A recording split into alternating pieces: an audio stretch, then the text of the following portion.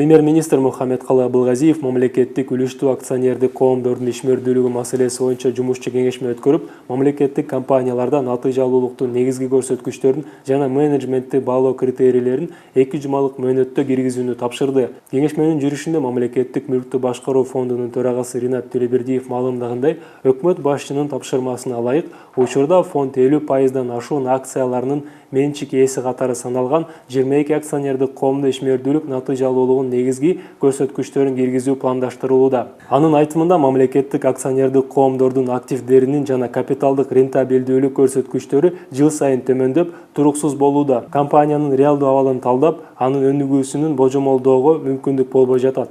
Последние годы активы государственной компании растут, но вместе с тем нам хотелось бы, чтобы и росли чистая прибыль и дивиденды на государственный пакет акций.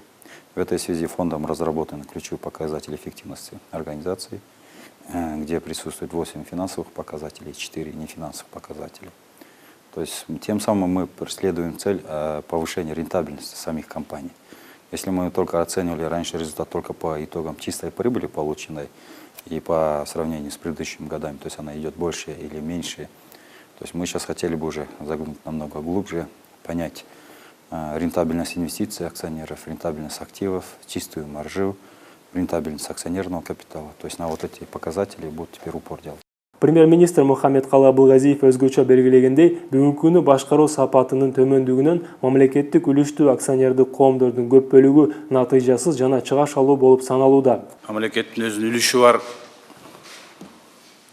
ишканалар боюнча жана акционердик коомдор боюнча акционердик коомдор менен ишканалардын башкарып жаткандагы азыркы биздин жетишкендиктер жана боло турган проблемалар жөнүндө биздин жетишкендиктен проблемабыз көп өзү азыр критерий кийрелдегенбиз. Мына ушуну тапшырма бердик эле, азыр натыйжалуулуктун көрсөткүчтөрүн кийребиз дегенбиз. Кандай критерийлер менен иштеш керек? Менеджмент эмнеге жооп бериш керек? Анын ичинде сапаты боюнча дагы, чыгашалары, кирешелери боюнча дагы, анан биздин бюджетке түшкөн акча каражаттарынын көлөмү боюнча дагы KPI системасына, критерийине кире турган менеджмент жакшы иштейт. Кирбесе, ошол менен биз баа беришибиз керек. Мамлекеттик мүлктү башкара турган өкмөттүн атынан мамлекеттик мүлк башкаруу боюнча бизде фонд бар. Ушул фонд аркылуу баары башкарылып болуш керек. Кеңешменин жыйынтыгы боюнча премьер-министр мамлекеттик мүлктү башкаруу боюнча фондуна мамлекеттик үлүшү бар акционердик коомдорго ишмердүүлүк натыйжалуулугунун негизги көрсөткүчтөрүн 2 жумалык мөөнөттө киргизүүнү тапшырды. Ошону менен бирге өкмөт башчы компаниялардын натыйжалуулугунун калыс жана ар тараптуу баалоону камсыздоо үчүн критерийлерди дыкат иштеп чыгууну талап кылды. Премьер-министр Мухаммедкалый Абылгазиев коомдук жайлардагы өрткө каршы талаптардын сакталышы маселеси боюнча кеңешме өткөрдү. Өкмөт башчы белгилегенде, акыркы кезде ири соода түйүндөрүндө, коомдук тамактануу жайларында жана тейлөө объектилеринде өрт чыгуу фактылары көп капталууда. Өкмөт башчы баса белгилегенде, компетенттүү мамлекеттик органдар бардык өрт фактылары боюнча өрттүн чыгуу себептерин кеңири изилдөө жана деталдуу иликтөөлөр жүргүзүүгө тийиш. Өкмөт башчы өрт коопсуздугун сактоо көзөмөлүн күчөтүүгө талап кылып, тийиштүү мамлекеттик органдарга жергиликтүү өз алдынча башкаруу органдары менен биргеликте соода түйүндөрүнүн, оюн-зоок жайларынын аймактарда коомдук тамактануу жана эл көп чогулган жерлерде өрткө каршы коопсуздук ченемдерин сактоо 1 жумалык мөөнөттө тыкыр текшерип чыгууну тапшырды. Акыркы ушул айдын ичинде эле биздин Бишкектин өзүндө, Бишкек тегерегинде областтын чоң соода борборлорунда өрт маселеси абдан күчөдү. Өткөндө Мадинада мынакей өрт болду эле. Андан кийин Арзууда өрт болду эле. Түндө Супара күйүп атат. Андан кийин Караколдо күйүп атат. Мунун себеби мен ойлодум, биринчи балким жана силер айтып аткандай кайдыгерлик бардыр, ошолордун ээлерин. Бирок бизде өзү талап бар да. Ар бир ошондой соода борборлорунда, эл чогула турган жайларда, эс алуу жайларында бизде жанагындай видео наблюдение, видео байкоо боюнча талаптар бар да. Ээлер менен сүйлөшүш керек. Балким бирөөлөр коркутуп аткандыр. Өзлөрүнүн бир мамилелери бардыр, аласа береселери бардыр. Чарбарлык бир өзлөрүнүн катнаштары бардыр. Ошон үчүн биз азыр талапты коюп, баардык точкаларды карагыла да, ал адамдын өмүрүнө зыян келе турган жерлерде электричествонун кандай, газын кандай болуп атат, сел алып кетпейби, фундаментиң туурабы, туура эмеспи текшериш керек да. Өкмөт башчы Бишкек шаарынын борбордук жолдорунун бир катар тилкелерин кыдырып, көчөлөрдүн оңдоо иштери менен жана түштүк магистралынын андан ары улантуу долбоору менен таанышты. Бишкек шаарынын мэри Азиз Сурахматов өкмөт башчыга унаа жолдорунун курулушу, ошондой эле шаардык көчө тармактарынын өнүктүрүү боюнча жүргүзүлүп жаткан иштери тууралуу айтып берди. Премьер-министр белгилегендей, акыркы кездери Бишкек шаарынын жолдорун куруу жана оңдоо иштери күч алып, борбордо бул жаатта масштабтуу иштер аткарылууда. Ошондой эле өкмөт башчы Лев Толстой көчөсүнө барып, өз жер тилкесин Бишкек шаарына өткөрүп берген Рыспек Атажанов менен жолугушту.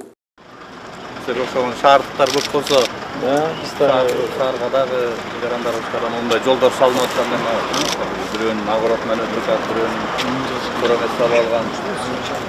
Жана курулуштарын алып атабыз.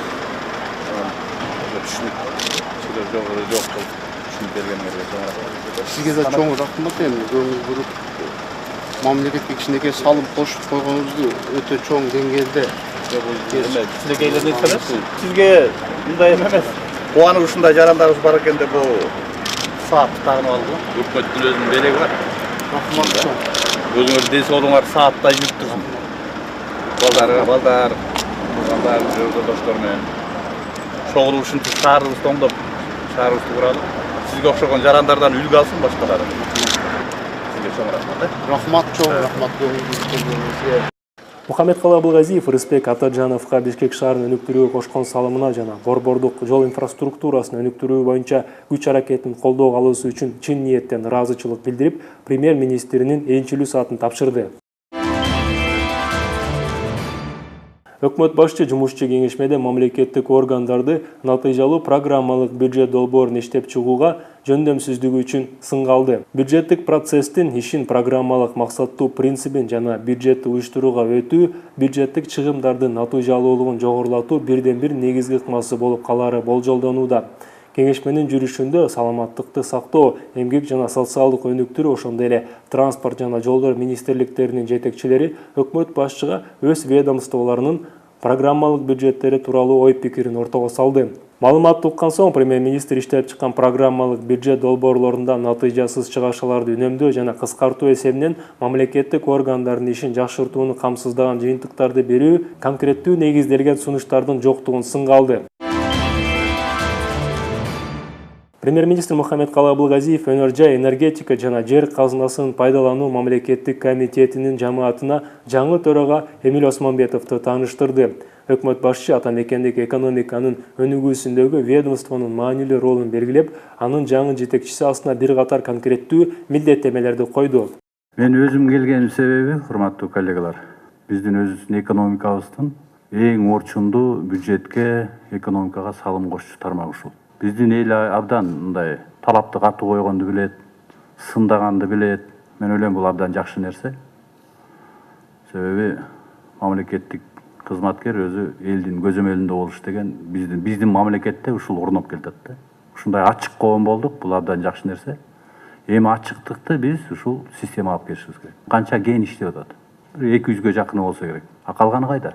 Калганы баары колдо. Колунда барын баары алып алган. Көтөрүп жүрөт көрүнгөн жерге сатам деп. Биз ошондон башташыбыз керек. Эртең инвентаризация кылып, бүт лицензия кимден? Министрде болсо министрде айтышыбыз керек. Депутатта болсо депутатта, бизнесменде болсо бизнесмен кантип алган ал лицензияны? Алсын, бирок жана экинчи, үчүнчү болго өткөргөн механизм токтотушубуз керек да биз. Кендин ээси ким? Бул эл. Элдин атынан өкмөт, мамлекеттик бийлик иштеп атат. Ошол генди иштетпей, баласына мурас катары калтырам дегендер бар да. Андай болбойт да, биз аны күтпөйбүз. Биздин экономика элибиз күтпөйт. Премьер-министр жер казынасын пайдалануу, энергетика жана өнөр-жай тармактарындагы бир катар маанилүү милдеттемелерди белгиледи жана комитеттин кызматкерлерин өлкөнүн экономикасын өнүктүрүүнү шарттаган олуттуу жылыштарга жетишүү үчүн толук берилүү менен иштөөгө чакырды.